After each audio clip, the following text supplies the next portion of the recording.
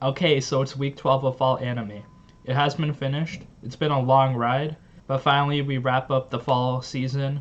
It's been pretty nice. A bunch of just unique shows that I had kind of no expectations for, and then yeah, was thoroughly entertained. There were some slow weeks in there, but overall just like a great selection. Action, shonen, isekai, shoujo, mystery, intensity, thrillers, horror, original shows. Yeah, whatever you want, you can find it. So yeah, let's get into the finale. I also have a ranking at the end where I'll rank some of the best OPs, waifus, and shows this season. So now for a new show that I binge watched this weekend, Talentless Nana. This was based off a recommendation from a friend. Oh, did you hear about this new anime that's airing? And I was like, no, I might have glossed over it. So I decided to check it out on high praise, and it was pretty good. Very enjoyable. Overall, it's like a mystery. There were twists in the story that were kind of interesting. If you don't know what this anime is about, I guess go watch the first episode and try it blind. Overall, it's kind of like interesting with the times since it's like a Among Us. Oh, there's like one evil person there, and then the group of good guys have to kind of discover that person. So like in those types of games like Mafia, Town of Salem, it's like a game of information where the evil side knows everything, but is like vastly outnumbered. And the good side is a little powerless in the beginning since they have no information and his people are just getting picked off one by one. So yeah, what is this anime about? It's about this pink-haired girl, Nana, who transfers into this class. The whole class is on this island that's pretty much like isolated from everywhere. And they're just like super powered people on the island. And Nana transfers in. She convinces everyone that her power is mind reading, but then she actually has no powers. And her task on this island is to kill all the powered people. Because we get some history, this might be like misleading narrator, but basically there are like super powered people being born, and then there was just like a war between the powered people and unpowered people, and then now there's like isolated islands that are there to just like house the powered people. And then the powered people in the island are just like getting convinced that they're there for training, but it's just there to isolate them. So I'm not sure how deep this goes, how big the outside world is, but yeah, basically all we see is the island and then like the secret government. So in this anime, Nana just like picks off people one by one. She kind of convinces, she's kind of really smart and convinces people like, oh, I have an alibi for these murders, it can't be me. So the list of people she kills goes from unconfident leader dude who has the power to nullify other people's powers. She pushes them off a bridge. And then there's a guy who can go back in time. So she kind of tricks him to falling under a lake that got frozen over the next day. So then after those two murders, there's a detective guy. His name is Kyoya, and she tries to blow him up. He just can't be killed by Nana, so he's like a big obstacle in her path. Because it gives off some Death Note vibes, where Nana is like obviously the killer. She's been in two situations already and is the main suspect. But Kyoya can't really bring her to justice unless he has hard evidence. And even then, the adults in the island can't help him. Like, they're kind of like making the students fend for themselves. But yeah, as the story goes on, we see more cool characters. There's a guy, he has like black and blonde hair. And then his power is to see the future using like a camera that just like has dream images.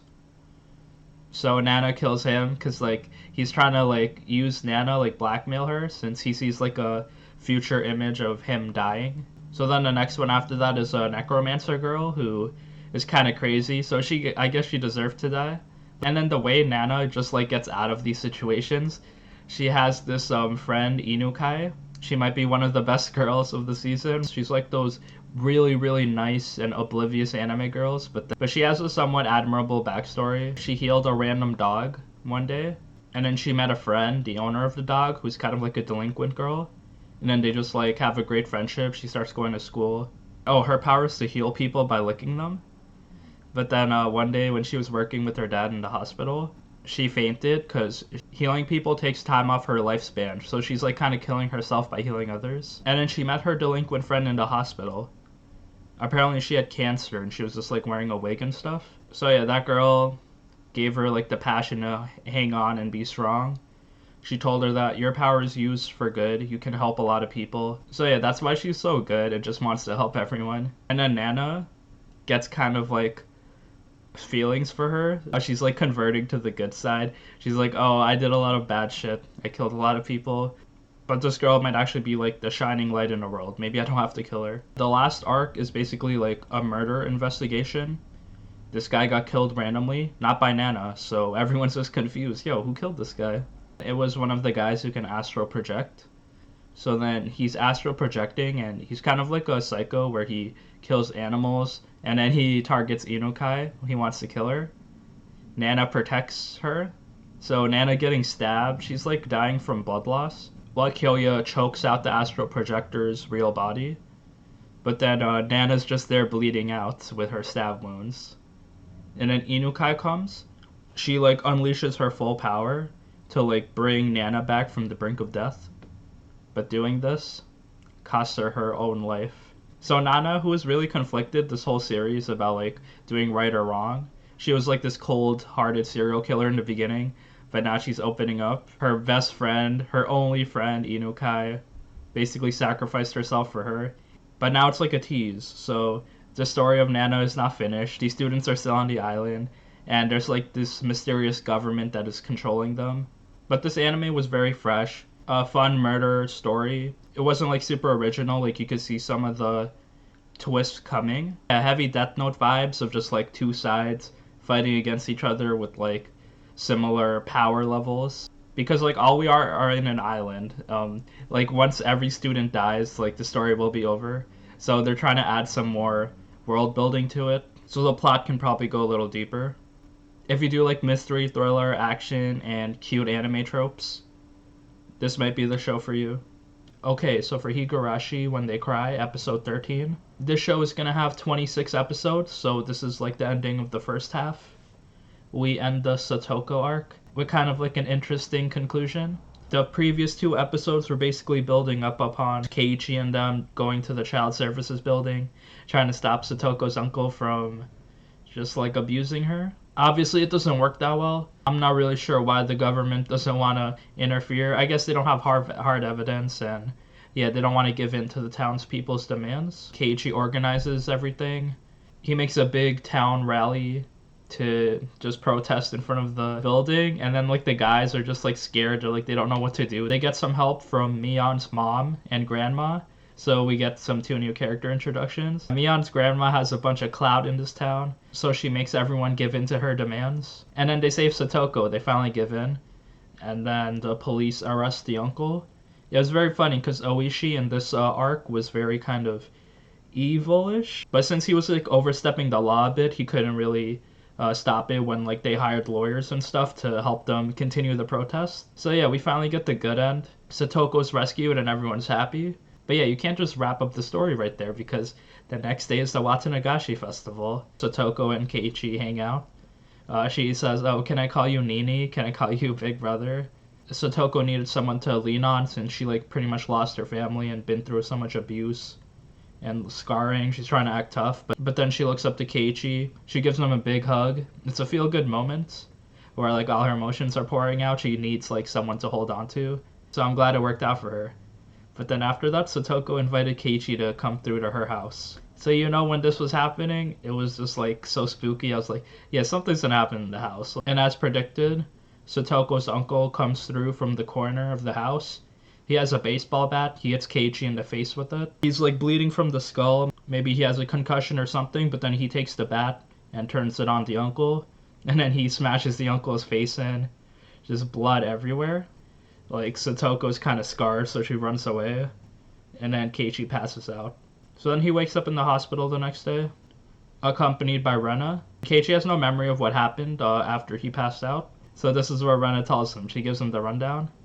Oh, it's kind of good you went to Satoko's house, because if you went to the Watanagashi festival, Oishi, the detective, he just started shooting people. Rena and Keiichi are the sole survivors in this timeline. So I'm guessing the pattern here, which is pretty vital information, is just that like a demon, the Oyashiro-sama curse, I guess, is like a real thing. It possesses a different person each timeline. So this timeline it possessed Oishi, and in the previous timelines it possessed Rena and Mion. So that's a good pattern. It just like tells us who the next serial killer will be, and then it's like kind of unavoidable. Because if you're possessed, you're just going to murder someone and the timeline will reset. So it adds another layer to this horror mystery. I guess it was a good conclusion to the whole Rescue Satoko arc. We got baited into thinking that like everything will be fine, but yeah, as the Watanagashi festival comes, like everything just turns into a disaster. So overall, this remake was very good. Just like the 2020 version of Higurashi, very interesting. I guess some of the arcs were hit or miss. Like I really enjoyed the first arc with Rena. I think they started off with a bang. Very scary, but also like a very funny character, just because like she had that split personality. The Mion Shion arc was okay, but it wasn't really that deep. And then the Satoko arc kind of dragged on a bit, because legit 2.5 episodes was them just protesting. But other than that, this anime was pretty good.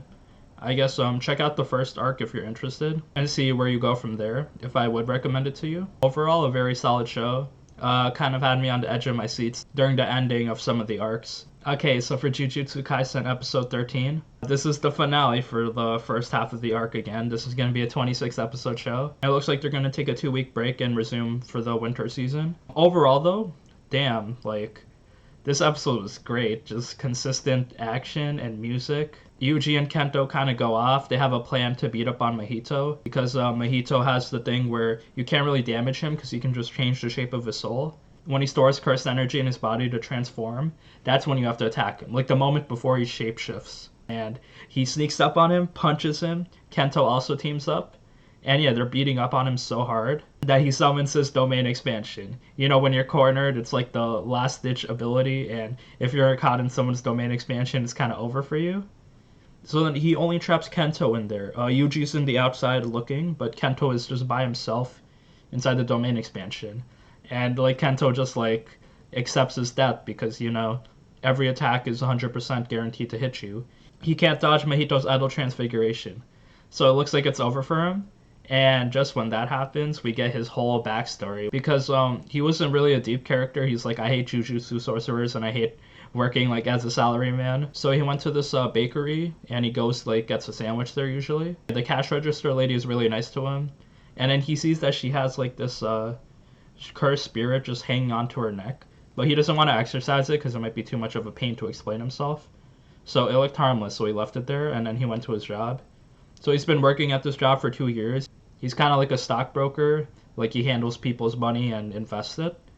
But then he kind of like scams them, like he takes their money and makes more money from it, and they might lose the profits. So yeah, his job, he feels like it's not fulfilling. He's just like an evil person. He's kind of like a waste of space. It's like, what's the point of just doing this? Like, my life has no purpose. So yeah, kind of sad. But then when he goes to the bakery the next time, he sees that like the register lady, her shoulders are just like so stiff. She's like, oh yeah, my neck and shoulders hurt a lot. And then Kento, he's like, okay, fine, I'll do it. He exercises the spirit really quickly. And then she's like, oh, the pain is gone, thank you. His whole life just shifted. It's like, wow, I can actually help people with my powers. I can get thanks. Like, my life has meaning. I'm not just a useless guy. So yeah, that's where he decided to shift back into the jujutsu sorcery business. Even though he hates, like, jujutsu sorcerers, like, he hates, like, sacrificing his life, just, like, seeing all these people dying. He realizes that it is a fulfilling job in the end. And then, just as we get it, just as Mahito was about to kill him, Yuji breaks through his domain expansion. It was also called the self-embodiment of perfection. It was like a field with a bunch of like hands. So pretty demonic black hand aesthetic there. And we get some information on like the stability of a domain expansion. It's built to keep people in. So it's not built for like people from the outside coming inside because it's like, why would you go inside someone's domain expansion? You're basically asking to die. So yeah, that's how Yuji gets in. He also like has the power of Sukuna, and since he doesn't like Mahito, he doesn't really care about anyone except like maybe Megumi. He sees potential in him. So then Mahito gets like severely wounded, and then he's like getting so weak that he's like, oh, I'm gonna do my last ditch effort. So he pulls a bunch of energy inside of him, and he looks like Imperfect Cell when he was trying to like blow up his whole body, just like a big balloon type of shape. Yuji, we see his training techniques in use. He does the Divergent Fist where he punches him. But then as he hits Mahito, he kind of runs away, turns really small, and goes into the sewer. Kento tries to stop him, but yeah, he escapes. And we see Mahito, like, he's excited. He's like, yeah, I want to kill Yuji. So yeah, Mahito has more motivation to kill Yuji now. And we end the first arc there. Yuji and Kento are talking to each other. He's like thanking Yuji for saving his life. And yeah, just a great ending to the arc. Great character stories and just like villain introductions. We haven't even seen the full cast yet. There's so many characters. I'm just excited to see the anime progress. Overall, this is probably one of the better animes this season. Just like, if you love shonen, this is a must watch. Characters, the powers, the music, the animation was just on point, top tier. Like, no complaints on anything. Even the story was just like unique and fun. I'd say it had a lot of Naruto vibes. You see the teacher Goto with his blindfold and white hair. And then you see like the 3-man team. You see Yuji with his orange spiky hair. You see him with like kind of a demonic power inside of him. There's so many parallels to it, yet it's like different since it's in like modern day Tokyo. But overall, yeah, just no complaints on this anime. It did its job and it did it very well. The action was just so fun, and then the kind of like dark aspects of just like kind of killing people out of nowhere to show that there are stakes in the show is just like really cool. Okay, so for Akudama Drive episode 12, this is the finale. And goddamn, what a finale it was. To make it kind of show how the Akudama can like accomplish their mission and evils of the cyberpunk world that they're living in. So it starts off with Swindler breaking her leg since the train they were on was shot down by a particle cannon. The Swindler's injured, she broke her leg, she can't really go anywhere. Courier, his arm is a little cut, but he's like okay. His motorcycle is also intact. So then the little sister and the brother, they don't want to leave Swindler. They're kind of panicked, like what do we do now? But then Swindler, she stays strong. He's like, oh, we gotta rescue you. Like, the mission is still on. She gives Courier the 500 yen. Yeah, I got one last job for you. And then she also talks about, how he says drop money is bad luck. And she agrees because, yeah, that drop money is the reason she became an Akudama and started killing people. But she said the coin also changed her life in a way nothing ever did. So then after that, Courier leaves with the 2 kids. They escape the wreckage while Swindler stays there. And the executioners come in and find her. And then she's being recorded. She has like this camera recording. And then she's like, oh hey, don't shoot me. I'm a normal citizen. Because she doesn't really look like the Swindler since she has shorter hair. And she gets murdered live on camera. I was kind of shocked that she got murdered. I thought she'd be the last one alive, but no, she died. It was a real death, just like she got stabbed in front of like this cross. And then like all her blood splattered. It looked kind of like artistic. But yeah, it's so sad for her. The thing is, since her death was broadcast, everyone just sees the executioners murdering like an innocent person. So it looks like the executioners are the Akudama now. It's the normal citizens finally see this, and then they're like, yeah, we're gonna fight against them. And on the other side, Courier is running away. He actually stops in front of the executioner building, and then he has to fight a bunch of executioners and robots. He's doing a good job, like 1v9ing everything, but he gets outnumbered, and then he falls off his motorcycle. But then he gets saved by the normal citizens. They all come in a whole mob. They start attacking the executioners, throwing Molotov cocktails and bricks, and they kill like so many executioners. They're just, and then yeah, there was like this little girl. She actually shot one of the executioners because the executioners killed her parents. So yeah, the executioners were just following orders, but their orders were evil and started this whole revolution. And then Courier takes an opportunity to shoot his particle cannon on top of the executioner like Eiffel Tower building. There's just so much wreckage, it looks like the whole city block is destroyed. Like, I think the whole city's just, like, burning. And also shows, like, Swindler's power, where even after dying, like, she made this plan to create this whole riot. So Courier leaves the city. He actually got, like, a mortal wound on his stomach when he was fighting the executioners. He tells the little kids to go run. Their destination to safety is, like, past this mountainside to the coordinates that the hacker gave them. And then as he departs with them and goes the other way, he sees 3 battleships that were set to capture the kids, so he fights them. He like goes motorcycle combat on these flying airships, shoots a few of them, and the last one kind of blows him up, but he's still alive. And then he tries to fire his railgun at the last one. And then Swindler also set up an EMP before she died. The EMP went off, the whole city lost electricity, and then the airship also like lost some power for a few moments, which gave courier time to just shoot it down. He went down like a beast, just like showing off to the end. He was like a pretty cool character throughout the show, so it was great to see him in this like prolonged action scene. And yeah, we end with the kids going into the sanctuary. We don't know like what it looks like. It looks like they're just going through a light at the end of the tunnel. But yeah, hopefully it's all good for them. Maybe they live there for a few years. And it is ambiguous. But yeah, great ending there. Just summarized the whole mission, just like the Akudama saving the kids and then just starting a revolution in the city. So how did I feel about this anime? It was very good. Just like a well thought out story where from beginning to end it just flowed really well. We got introduced to the Akudama and we got our main character Swindler, who was just like kind of funny, like she was there with no powers yet she fits in. We get the middle where they rescue the kids. That plan fails, like everything is against them. They're being attacked by like multiple sides. And then it ends with each Akudama just dying. And then they die by showing off their own powers though. So Brawler dies first, and then he dies like protecting the Akudama by attacking the executioners.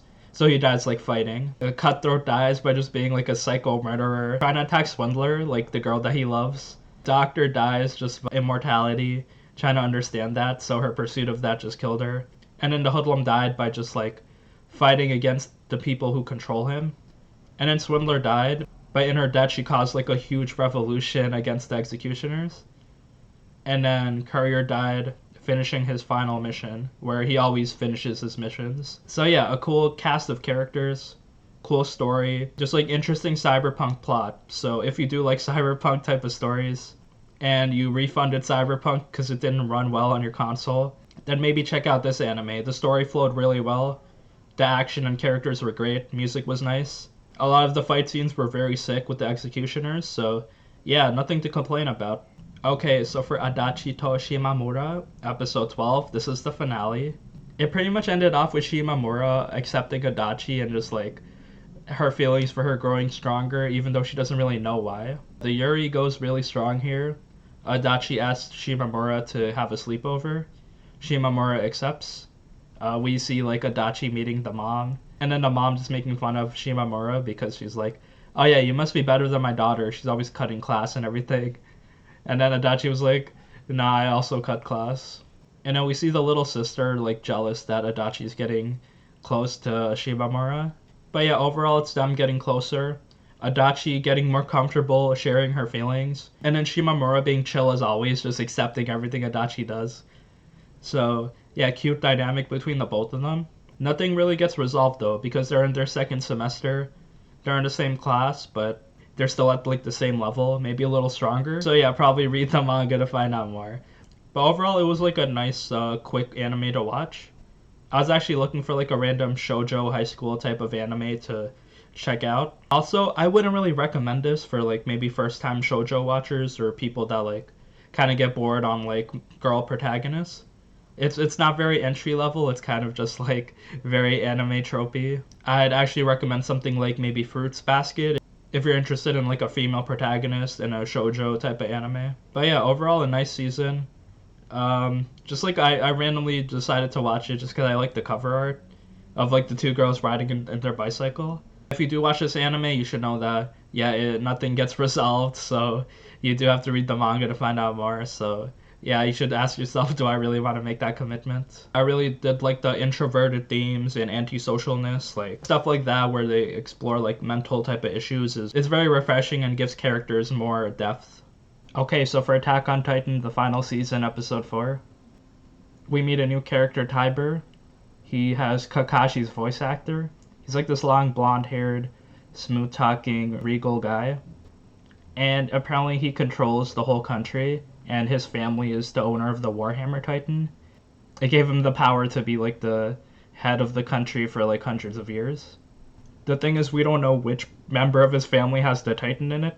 There's a bunch of little kids and mothers and just like random people, so it could be any one of them.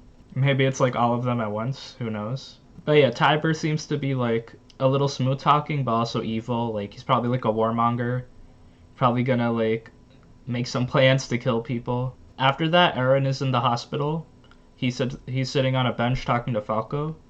And then he meets Dr. Jaeger, who's his grandfather. But obviously this guy has no idea. He tells us about Falco, how his uncle was part of like the traders that were trying to start a revolution. So now Falco and his brother are trying to restore honor to the family, and don't have Falco like send letters and stuff because you might make him suspicious. Like, don't ruin his restoration of being the candidate for the next Titan. He also has PTSD on how his daughter died. So yeah, interesting reintroduction of Eren's grandfather. It shows us that the Eldians are still like hella oppressed. After that, there's a play being set up. There's a festival. The play might be like some evil propaganda stuff set up by Tiber, talking about war. So yeah, no, I'm not feeling good about that. Also, Falco and Gavi are competing on who's becoming the Armor Titan. Falco still wants to protect her, but then Gabi still wants to like be headstrong and defend the country as the Armor Titan. But Falco is like getting a little bit stronger. He's like training a bit harder. Also at the end, Falco brings Reiner to Eren. They're in some underground room. So Eren is using Falco to do his like incognito spy missions, like, and now he's actually introducing Reiner to Eren 4 years later. So this is just like escalation and a half right here. Next episode's coming up in 2 weeks, so I'm just not feeling good. The play is probably something not good. Eren's probably gonna tell Reiner about what he's been doing the past 4 years, and then they might attack the city. They might do stuff because, yeah, they're making the first move to protect their island, I guess. So yeah, this first 4 episodes were pretty strong in setting up the evil people, the Marleyans and the Eldians on the mainland. We got introduced to a bunch of new characters, just like kids and teenagers that are Titans and Titans in training. Yeah, all these moments are probably building up, and there's going to be an escalation happening really soon. Alright, so now for the tier list. Okay, so the best OPs this season. I'll do an honorable mention first.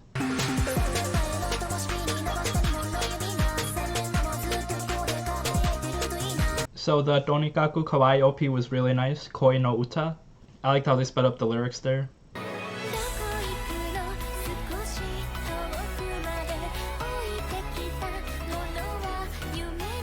Majo no Tabi Tabi, they talk about like adventure. The song was called Literature.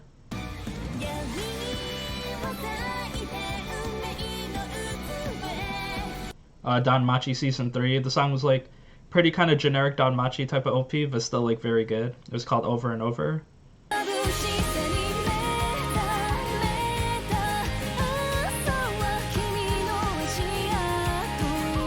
And then The Day I Became a God, Kimito Yushinwa. It was also pretty good. Also like a bit generic, but it's still honorable mention there. So the top 5.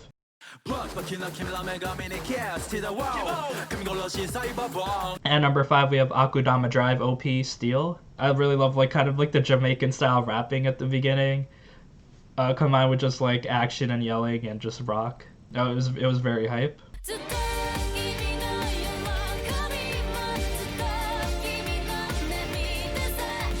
At 4 I got Higurashi When They Cry OP, I Believe What You Said. Just like a very thrilling OP, I showed everyone.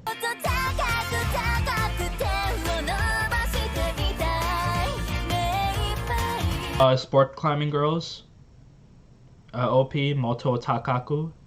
I just like showed the girls just working hard. Very hype actually, which I guess like expected for sports anime.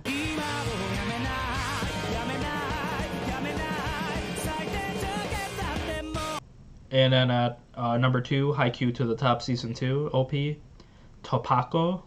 I like when the dude just yells like Yamenai, and then yeah, very catchy.